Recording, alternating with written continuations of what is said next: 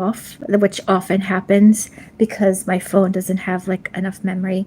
And so I didn't want to do lives because you have to make like a thumbnail first, usually. Anyway, I, I really want to do a video every day, and things like these little technical things that I don't know how to do yet, like, hold me back. So I just said, you know what, I'm just going to go live, and whatever happens. I don't even have any makeup on. I look terrible. But I have something on my heart I want to share. So I just popped on here quick. With everything going on with, Israel and Iran and everything, of course, we're all talking about Israel. And I'm really surprised with the amount of Christians that are anti-Semitic or that believe that Israel the is not real Jews. Um, that that's a long topic that I may get into a little bit, but more so, it's just so frustrating to me, and I've been talking about it so much I don't feel like talking about it. But more so, what I want to talk about is something I believe the Lord revealed to me. Now, I'm not going to say, "Thus saith the Lord." I've had God sit next to me and talk to me, and or I have visions, and at those times I will say, "Thus saith the Lord." But this is just a very strong impression that happens more often. I'm sure most Christians know that. Although I had a couple conversations with Christians who actually don't hear from God or believe they can talk to God, and I was just completely baffled by that, because the definition of being a Christian is knowing God and having a relationship with Him. So to say that you don't talk to God and you're a Christian isn't a Christian. At that point, you believe and accept Jesus, but you're not actually having a relationship with Him, and that's completely different. But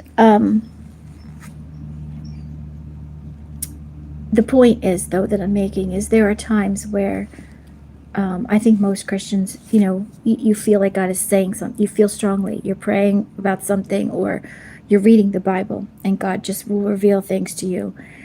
And there are other times where you have like a vision, and that is different, where it's like God tells you to say something, and it's Him. You hear His voice either audibly or it's almost audible, where it's like, that God said it. At that point is when I will say, "Thus saith the Lord." But this is just a very, very strong impression, something that I think the Lord revealed to me. So this isn't "Thus saith the Lord." So you pray about this, and you read the Bible, seek and pray about this on your own. But as I'm writing a book about all the things that I talk about on here. And often when we're interpreting Revelation, we're looking through it through a certain lens. And you could get caught into a paradigm and have like tunnel vision because of that lens. And I think that most people who have interpreted the book of Revelation and the tribulation period are looking at the Antichrist as someone who's going to be deceiving Christians and Gentiles and Jews. But what I started to realize is that, number one, there is no way that the Jews are going to accept a Messiah that is, because they're going to think that the Antichrist is their Messiah. There is no way they're going to accept a non-Jewish Messiah. No way. And I think that the paradigm is that, number one, there's people that think Christians will be here, and that it's Christians who will be deceived.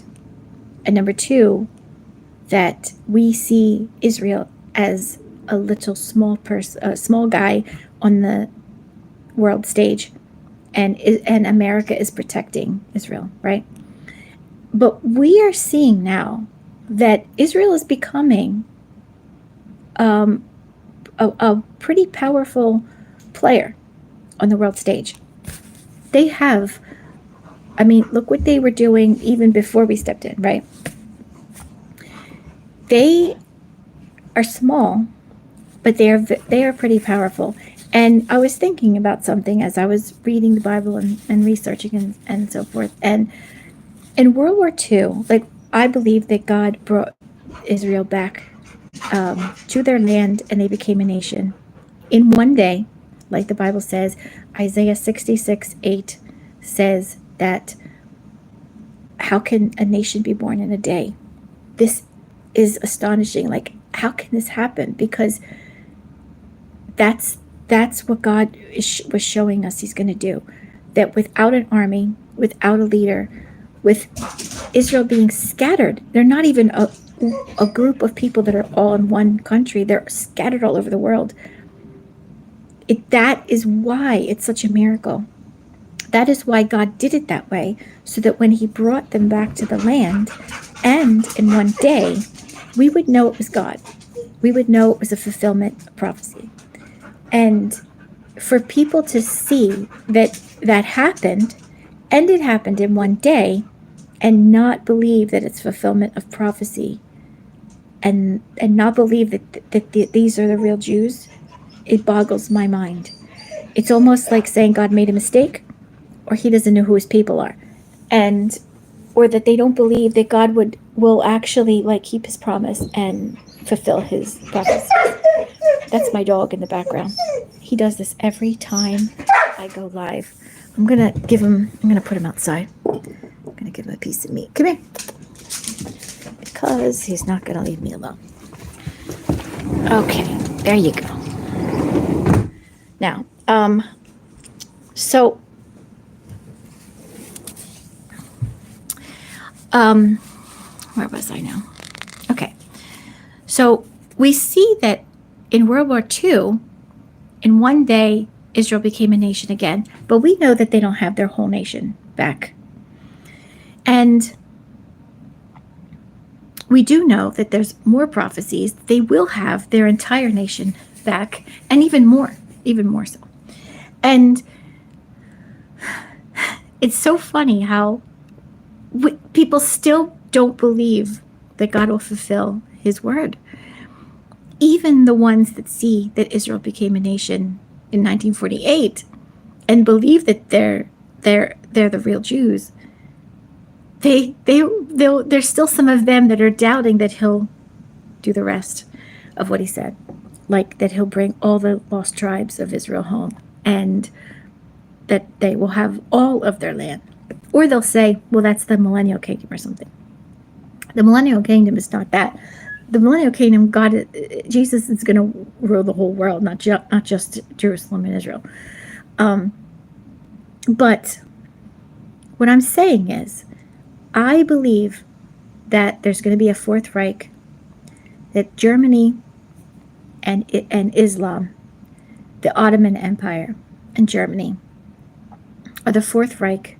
And if you look at the statue in Daniel, the dream that Daniel had in Daniel 9, of the statue, we have Babylon, then you have Persia, then Greece, then Rome. A lot of people think that the feet are still Rome, and that there's going to be like this second Rome 2.0, or like a Roman revival. I don't believe that. Since the fall of Rome, it has been the Germans, the First, Second, and Third Reich. It has been the German Empire who has risen up against the Jews, and the Ottoman Empire. And I believe that's what the iron and the clay are, the Germans and the Ottomans. And please understand, when I say Germans, I don't necessarily mean the German people. I mean the rulers, the Nephilim, the principalities and powers of the air that are over Germany, but also like people like the WEF. They're all Germans. All these groups that are pushing for globalism, they're all Germans. And they joined. They used to fight the First Reich. They were fighting the Ottoman Empire in the Crusades. But because the Holy Roman Empire was the First Reich, and they were not Romans. And all of the kings in Europe are German. Oh, still to this day, the kings that sit on English throne are German. They're not English. So it's been the Germans that have been trying to get a hold of Jerusalem and kick out the Jews. And it really seems like whoever has control of Jerusalem controls the world. So we know Jesus is not coming back to America. Jesus is not coming back to Washington, D.C. He's coming back to Jerusalem. And there must be, I believe there's in portals, but there's something really strong about Jerusalem. And of course, that's where the Holy of Holies was. But there's something to that land that whoever owns that, whoever possesses that, is really controlling the world. And really, when Babylon controlled Jerusalem, they were the world power. When Persia had that land, they were the world power. On and on, Rome. And in the Crusades, it's been it was England who was German kings, and the Ottoman Empire. And still to this day, Israel owns half and Islam owns half. And those are the world powers on the stage today. And you might say that because we're an extension of Jews, that America is the world power because we're connected with Israel. We're the Christians, and we are grafted into them. And so everyone's vying for, in all of the wars, everyone's vying for power over Jerusalem. And we see that in World War II, Israel was scattered and they got their land back. And this is what I really believe, and I believe God told me this. It's not thus saith the Lord. You pray and or just ponder this and see if this is what you think is a possibility. I think there will be a Fourth Reich, which will be German and the Ottoman Empire, and that they will again be against Israel. And I believe that's when Israel's going to get the rest of their land, that they're going to win this next war, whether it's World War III or not, I don't know, but it could be the Ezekiel 38 war, and maybe that is World War III. I don't know. But that war, I think that Israel will get the rest of their land back and more. And they will be the world superpower.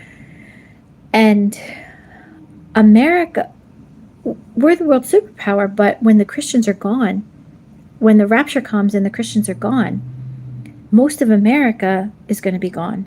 And who is left are the people who hate God that are going to join right with the globalists, and they're not going to be on Israel's side, right? So there'll be a few scattered Christians, I believe, that will not take the mark and be killed for Jesus by the midpoint of the tribulation. But mostly the whole week, and especially from that point on, from the time that the great slaughter happens, where all of the people who refuse to deny Christ and are beheaded happens at the midpoint on. So it'll be more intense the second half. But the whole week is about really Israel. It's not about the church. I do believe, like I said, the first part, there'll be some like gleanings, if you want to look at it as like a harvest, that will be like harvested in a way, and they will have to be killed for Jesus by the midpoint. But there won't be any more Christians then the rest of the time on earth. It's just all about Israel. The 144,000 are Jewish. The 2 witnesses are Jewish. The church is gone, and the age of the Gentiles and the age of grace is over. It is now, we're back to focusing on Israel. And Israel is back on the world stage, just the way it was before Babylon took them. So when you realize that, okay, Israel never had a king at first. God was their king, and they had judges. And then they asked for a king, which was hurtful to God. And then there started to be, power always corrupts, right? There started to be kings that did not follow God, and where the Bible puts it like they were committing adultery with God. And when that happened, and when Israel turned, and there was still Judah hanging on, but even Judah turned from God, and that is when it started. That 70 weeks started, and Babylon came and took them from their land, and then Persia came, and then the Romans, and then they were scattered.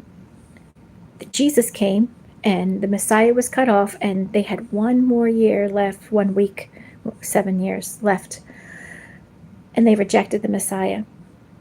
So the age of the Gentiles started, and the age of grace.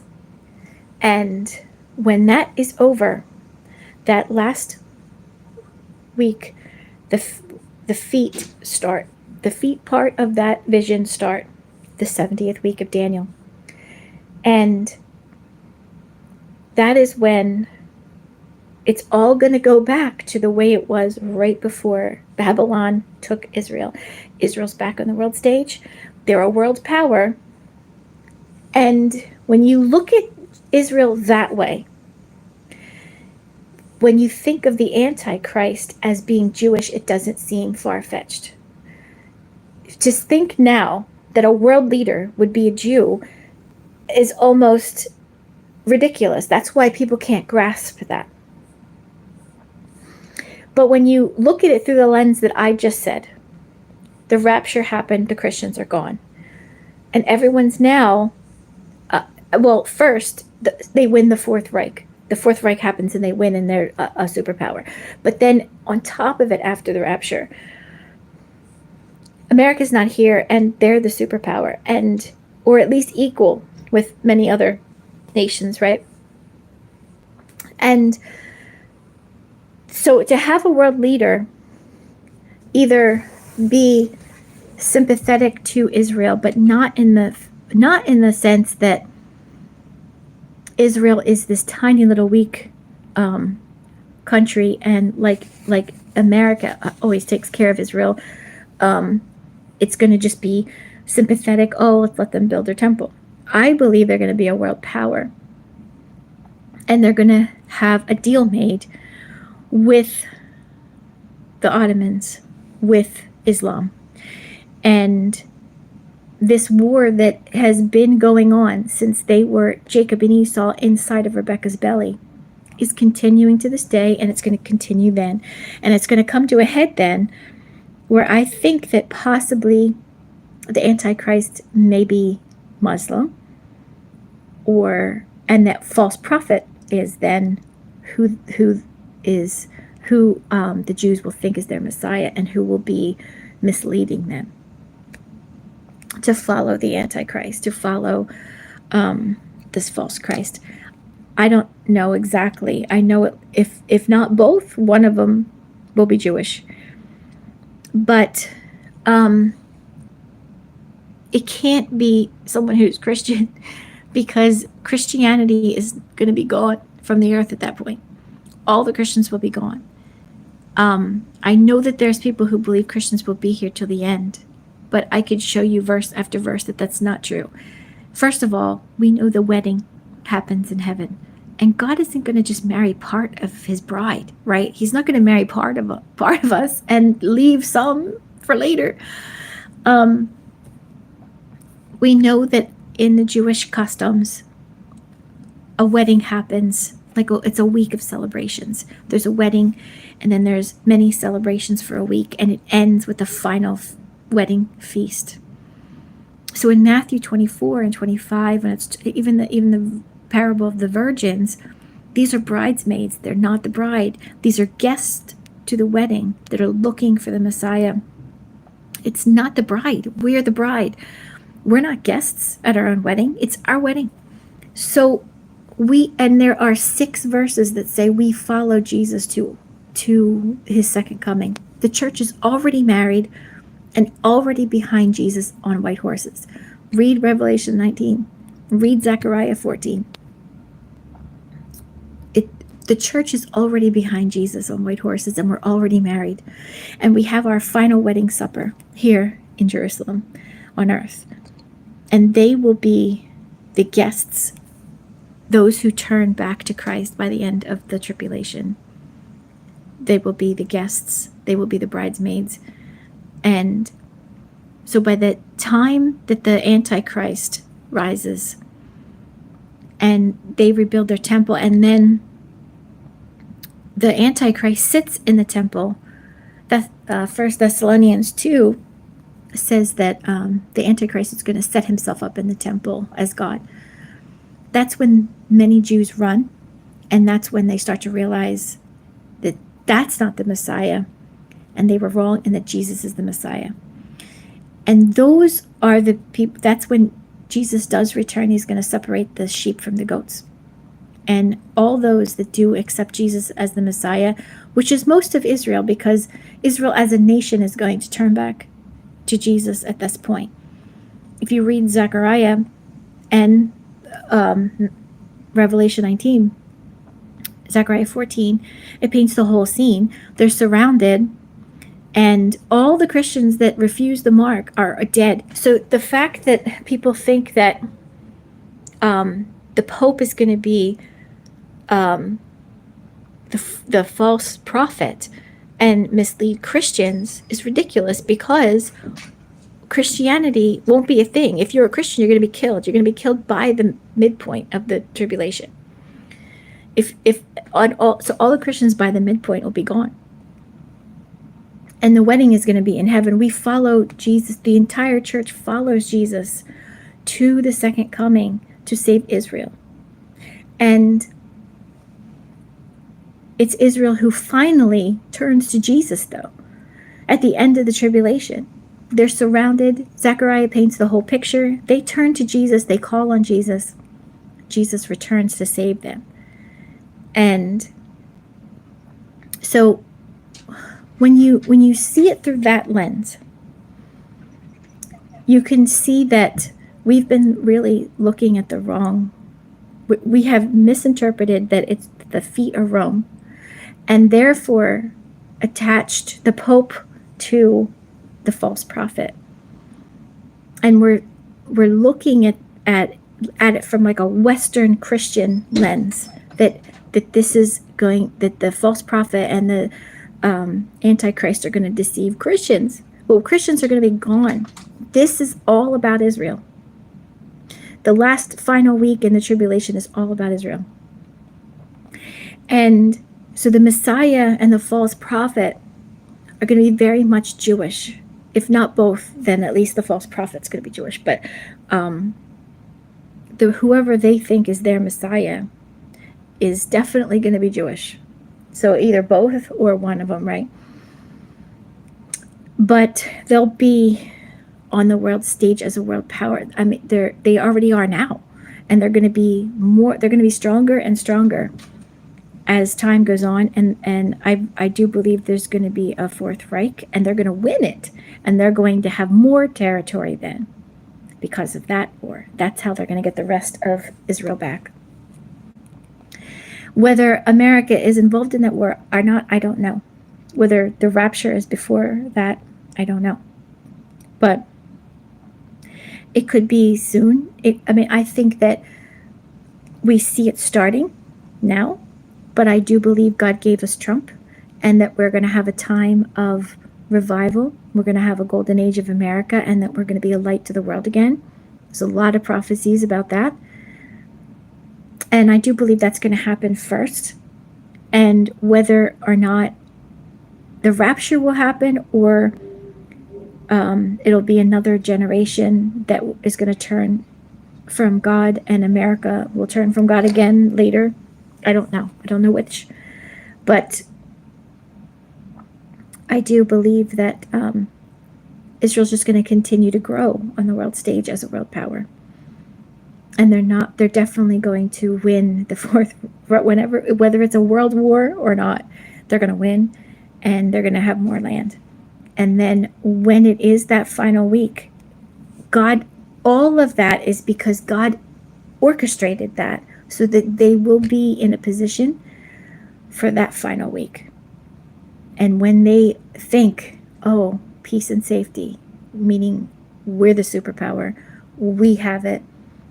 We have a leader who is, now the world leader, and we find this is the Messiah. I mean, can you picture that? They grow as the world power. And then maybe they join with the globalists, and they have a leader that is the Antichrist, and he's Jewish, and their temple's back. And they think, well, this is it. This is the Messiah. This is what was prophesied. We're here. We're finally here, and we're safe. And that's when they're preaching peace and safety, because they're the superpower, and their leader is the world leader. Do you see what I'm saying? And then there's that false prophet that's going to turn them away from Jesus being the Messiah and lead them toward the Antichrist. And at that point is when, he sets himself up as God, and then most of Israel will realize we were wrong and Jesus is the Messiah. So that is my interpretation of Revelation and the end times. And I believe that's from the Lord. I believe that's what God's showing me very strongly. And so you pray about it and research, and you tell me what you think of what I said. We could have more discussions about it. I feel like there's a piece that I skipped over or missed because I don't have any notes or anything in front of me. But anyway, tell me what you think, and we'll continue talking more about this tomorrow. And I don't know if I'm going to have a thumbnail for this live or not, or if it's going to be some dumb picture of my face caught in some terrible position. But I'll work on learning how to do that and fix it. But I do want to try to come on every day. As much as I can, even if I look terrible and I don't have a thumbnail. So I'll learn eventually. I did hear someone say after you do 100 videos, then you know what you're doing. And I'm only at I think this is 38. So I got a ways to go. Once I'm there though, then, this channel may be better. But please tell me what you think. And please subscribe, and please share with other people. So that the channel can grow, because I think that this is important, that the world understands. They're looking at Rome, and it's really going to be Germany and the Ottoman Empire. That one head of the dragon that we think is dead, that's going to come back to life, is the Ottoman Empire, and is the Fourth Reich. That's what I believe with all my heart. I'm not saying thus saith the Lord, but that is what I believe. I don't think it's going to be that the Antichrist dies and rises again. I don't think that's what it is. But you tell me what you think, and I have, I can provide more historical proof and more scriptures if you have questions. All right, that's it. God bless you, and we'll talk tomorrow. Bye. How do I stop this? Great. I don't even know how to stop it.